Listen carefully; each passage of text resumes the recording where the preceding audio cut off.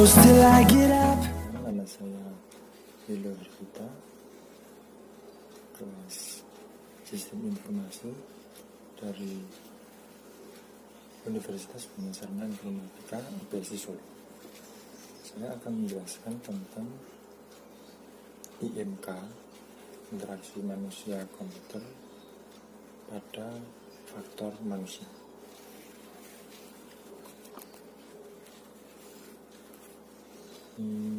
Jadi manusia merupakan elemen terpenting dalam interaksi manusia dan komputer, yaitu sebagai subjek sekaligus objek. Nah, manusia dapat dipandang sebagai sistem pemroses informasi, serta kemampuan manusia dalam hal ini dapat sangat penting dalam mendesain yang berbeda antara satu orang dengan orang lain.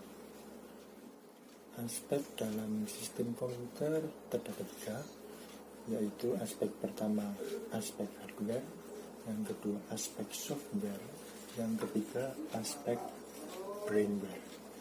Untuk yang pertama aspek hardware itu perangkat keras alat atau device yang digunakan. Kemudian yang kedua aspek software itu perangkat lunak atau aplikasi yang digunakan yang ada di dalam device. Kemudian yang ketiga aspek brainware itu adalah prosesnya. Kemudian lanjut, kegiatan mengendalikan manusia adalah kegiatan cukup sulit karena manusia menggunakan panca indera. Panca indera manusia kita sudah tahu sendiri, ada mata, telinga, hidung, lidah, kulit.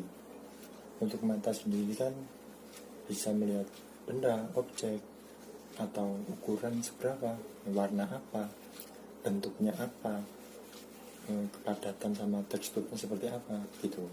Untuk telinga sendiri kan ada nada, warna nada, pola titik nada, kemudian intensitas frekuensi. Untuk hidung itu dapat membedakan bahu ya, kemudian lidah dapat membedakan rasa manis, pahit, masam, asin. Kemudian untuk kulit dapat merasakan tekanan suhu. Nah, tujuan rekayasa sistem interaksi manusia dan komputer, fungsionalitas yang semestinya itu sistem dengan fungsionalitas yang kurang memadai, mengecewakan pemakai, dan sering ditolak atau tidak digunakan. Yang kedua, sistem dengan fungsionalitas berlebihan berbahaya, untuk implementasi, pemeliharaan, belajar, dan penggunaan sulit. Maksudnya gini, jadi kalau misalnya user interface-nya itu terlalu berbelit-belit atau ribet gitu ya, tampilannya itu banyak, kita sebagai user sendiri juga bingung cara menggunakannya, itu sangat sulit untuk dipahami. Nah, harapannya user interface ini dibuat oleh para pemrogramer yang user friendly saja, yang mudah digunakan. Jadi simpel aja, kayak seperti halaman login di kampus kita, My Best E-Learning atau e-learning yang tahun ini ya, 2021. Jadi simpel banget, halaman cuma ada dua, login sama username atau password. Login untuk username sama password. Untuk e-learning yang tahun lalu itu kan agak ribet, ada username sama password, tapi kan untuk yang kanannya itu ada tombol-tombol atau fitur apa ya, delete, hapus akun, atau iklan, atau apa, pilihan-pilihan fitur lain, option lain. Jadi mungkin bagi seperti kita yang udah paham ya, untuk bapak dosen, ibu dosen, mahasiswa yang sudah tahu, mungkin mudah menggunakannya, tahu maksudnya, oh ini maksudnya ini kok, fitur ini maksudnya ini, jadi nggak perlu pusing, nggak bingung, tinggal lanjut aja login, username sama password. Tapi saya sendiri juga kebingungan waktu pertama kali menggunakan e-learning karena tampilan user interface-nya atau UI-nya pun juga membingungkan.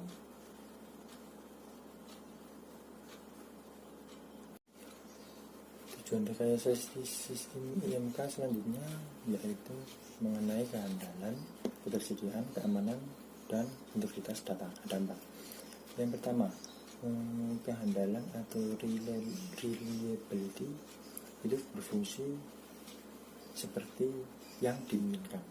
Yang kedua, ketersediaan availability itu maksudnya tersedia ketika hendak digunakan. Yang ketiga, keamanan untuk security itu terlindung dari akses yang tidak diinginkan dan kerusakan-kerusakan yang disengaja. Dan yang terakhir, integritas data atau data integrity itu untuk keutuhan data terjamin. Jadi simpelnya gini, kehandalan, ketersediaan, keamanan, integritas data itu mudah digunakan juga ya, keamanan datanya terjamin, terus ketersediaan yang mudah digunakan, serta mudah dan simpel, gitu aja.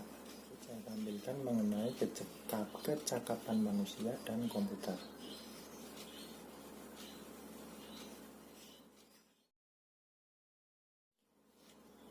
Kemudian mengenai thinking, reasoning, dan problem solving, yaitu berpikir, pertimbangan, dan cara penyelesaian masalah. Untuk yang pertama, thinking, reasoning atau pertimbangan, itu yang pertama ada deduktif. Deduktif sendiri itu menurunkan konklusi yang diperlukan secara logik dari premis atau dasar pemikiran. Nah, jadi contohnya, jika hari Minggu dia akan libur. Nah, jika hari Minggu, oleh karena itu dia akan libur. Begitu, itu contohnya. Jadi konklusi secara logik tidak mesti harus benar. Jika hari mendung, maka akan turun hujan. Hari mendung, oleh karena itu akan turun hujan. Jadi konklusinya seperti itu. Kemudian yang kedua, induktif. Induktif sendiri adalah generalisasi dari kasus yang terlihat untuk case yang belum terlihat. Unreliable atau tidak dapat diandalkan, hanya dapat dibuktikan kesalahan, bukan kebenarannya. Contoh, semua gajah kan memiliki belalai. Oleh karena itu, semua gajah memiliki belalai. Kemudian yang C ketiga yaitu abduktif atau penculikan, yaitu pertimbangan dari kejadian ke penyebab. Jadi contoh, Dino lari dengan kencang saat dikejar anjing. Jika melihat Dino lari dengan kencang, diasumsikan ia dikejar anjing. Unreliable atau tidak dapat diandalkan dapat mengarah ke penjelasan yang salah. Nah, cara penyelesaian masalah, proses menemukan solusi untuk tugas-tugas yang tidak familiar menggunakan pengetahuan. Kemudian teori penyelesaian masalah menurut Gestalt. Yang pertama, penyelesaian masalah baik produktif dan reproduktif. Yang kedua, penyelesaian masalah produktif menempatkan dirinya dari dalam dan merestrukturisasi permasalahan. Yang ketiga, abstraktif tetapi tak cukup ada bukti untuk menjelaskan situasi dan lain-lain. Dan yang terakhir, keempat, berpindah dari behavioralism atau perilaku dan mengarah pada teori-teori pemrosesan informasi. Teori penyelesaian masalah terdapat pada teori ruang permasalahan, yaitu problem space. Yang pertama, ruang permasalahan terdiri dari bagian atau keadaan atau stage ya permasalahan. Kemudian yang kedua, penyelesaian masalah melibatkan pembangkitan stage atau keadaan menggunakan operator legal. Kemudian yang ketiga, beroperasi dalam sistem pemrosesan informasi manusia. Contoh, batasan memori jangka pendek. Kemudian yang keempat, banyak diaplikasikan untuk menyelesaikan masalah dalam area yang sudah dikenal, seperti contoh puzzle. Kemudian yang terakhir atau yang kelima, heuristik dapat digunakan untuk memilih operator.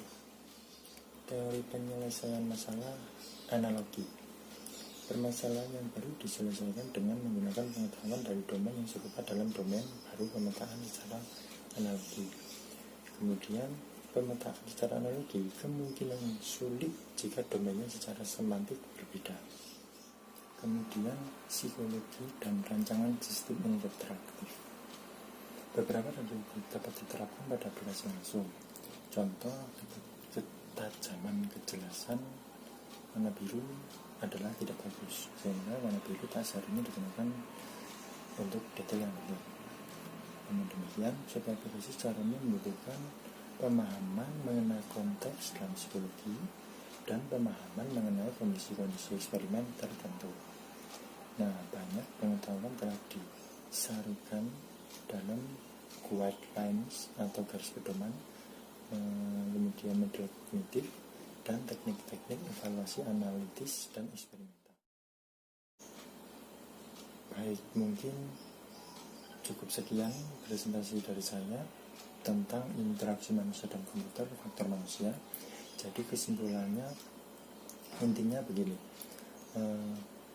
interaksi manusia komputer dan interaksi manusia dan komputer, faktor manusia sebenarnya sudah saya singgung di materi tadi. Intinya, jika programmer atau kita hendak membuat aplikasi, disarankan membuat aplikasi tersebut